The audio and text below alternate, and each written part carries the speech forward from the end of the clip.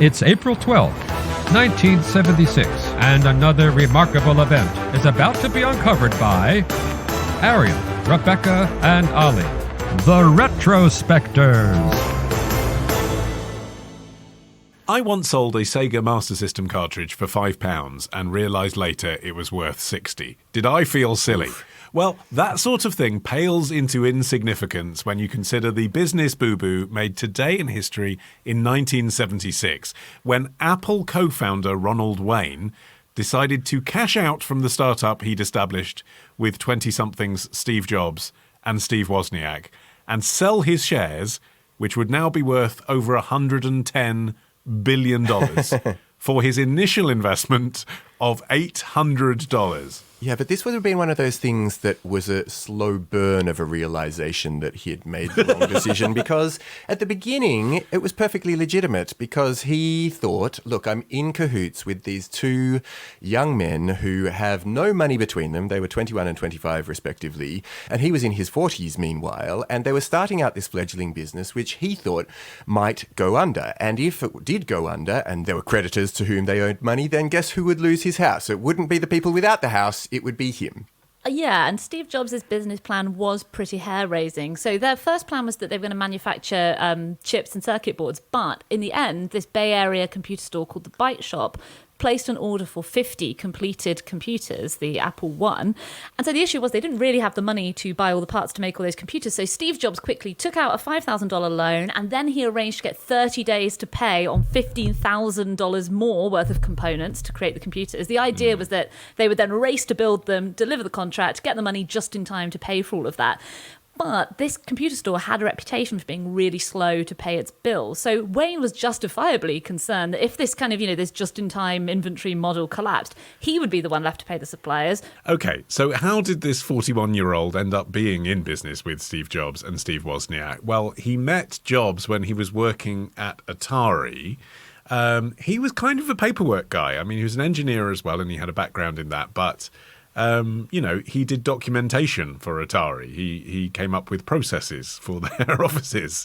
And again, I think that's part of the reason why ultimately when he looked at Apple, he was like, do I want to be trying to impose formal paperwork processes on this clearly very agile startup being run by, a hippie and a nut job? Yeah.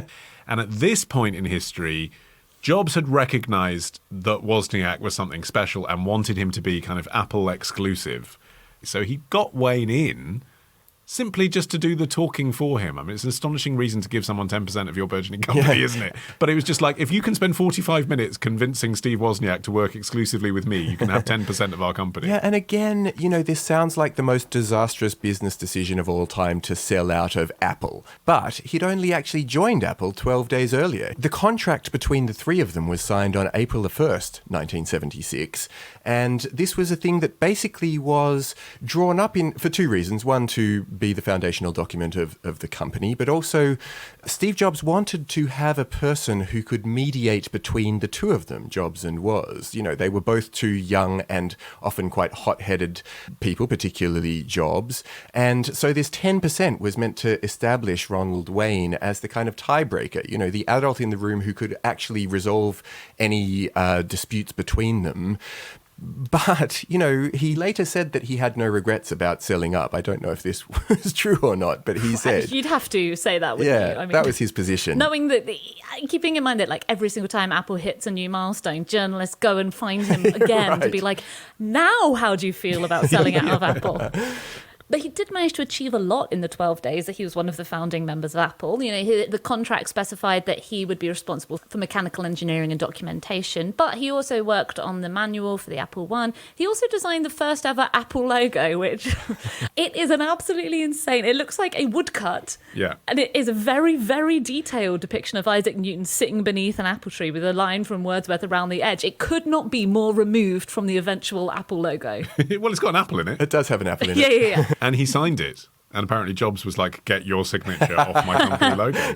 Yeah, but I mean, he quickly found it overwhelming. This is why in later years he would explain, why he left. He said that trying to keep up with Jobs and Wozniak would have made him, quote, the richest man in the cemetery. Yeah. His passion, as you say, had been slot machines, and he had tried to turn it into a business several years before, but it had flopped. And he could have used bankruptcy protections to avoid paying off his creditors and his employees, but he didn't want to do that. Morally, he felt that was wrong, and he used his own money to pay them off. And at the end of this whole misadventure, he concluded that he just wasn't cut out for business. And he wasn't. I mean, I think we can judge by this decision.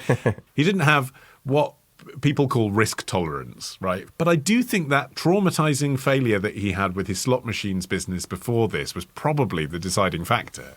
He just didn't want to go through that again. And that is kind of a shame, isn't it? Because he wouldn't have gone through that again. I mean, obviously working with those two would have been hell, but it would have, there were examples, even in the 90s, there was a front page of Wired magazine with the word pray on it because they thought that Apple was about to go under then. It's not as if the business went from strength to strength. There were lots of ups and downs before they got to the iMac. But even so, it's almost like knowing that you could have had 10% of over $1 trillion is so hard to come to terms with that it's easier just to try and remember that original decision from 1976, isn't it, than to contemplate. Well, the one thing he does say he regrets stems from his time at Apple. He actually kept the original contract that he had drawn up just 12 days before the day that we're talking about now. And in the early 90s, he sold it for $500, which he thought at the time, I guess, must have been kind of, this is as much as I'm ever going to get for this.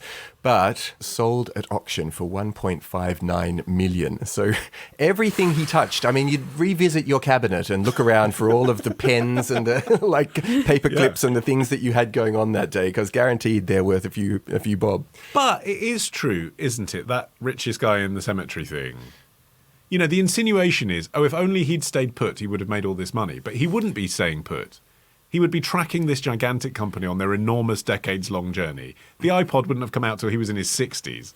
It would have been pretty full on, and he didn't want that. He said, I would have wound up heading up a very large documentation department at the back of the building, shuffling papers for the next 20 years of my life. And I wonder if also the personal reason of feeling like you don't want to be the guy who didn't bring very much to the equation. It's really obvious what Wozniak and Jobs represent. But he said in another interview that he felt as though he was standing in the shadow of intellectual giants. And that in itself must be a daunting place to find yourself, and not one that is easy to square ego-wise. I wouldn't know either. How does it feel, Rebecca? I'm the Pete Best of the retrospectives. He was the Pete Best of Apple. I got to say, it has to sting knowing that this is why you have a Wikipedia page. I think that's the part that would bother me the most. If I was just allowed to live as a private citizen and nurse my wounds, that would be fine. But knowing that you're famous for this would really stick in the craw, I have to say. But he gets fan mail. When you watch the video interviews, the BBC did one about 5 years ago, you can see he has literally an in tray in his office with fan mail in it. Yeah. Apple fans who write to him who want to know what it was like in the early days, but also people who find his story online and rather than thinking, what a schmuck, the biggest stock trade disaster ever, actually think there's more to life than money. Steve Jobs is dead because, don't get me wrong, I realize he had cancer, but people think, he works himself into an early grave. And you are still alive. And you made a decision that was right for you about work-life balance. You've managed to live your life without Apple, and you are obviously very happy. Yes, and yet that upping of the stakes of what a terrible, terrible idea it was to sell out when he did must be galling. I remember seeing this tweet about how if you'd bought stock in Apple on the day that Forrest Gump was released, and in Forrest Gump, there's this moment where he says that one of his friends got me invested in some kind of fruit company, and now he's a billionaire. And that was back in 1994. If you had invested $1,000 in Apple on that day when Forrest Gump came out, you would be in line for $500,000 today. So it was like the amount to which Apple continued to grow at the point when everyone was like, well, it's, what a crazy thing you did selling out when it, when you could have been a multimillionaire. It just got worse and worse. Tomorrow. Both of them are minting coins in their names alongside Joanna's. It's a mint-off. Ditch the ads and get a Sunday episode when you join Club Retrospectors. Subscribe now on Apple Podcasts. Part of the Acast Creator Network.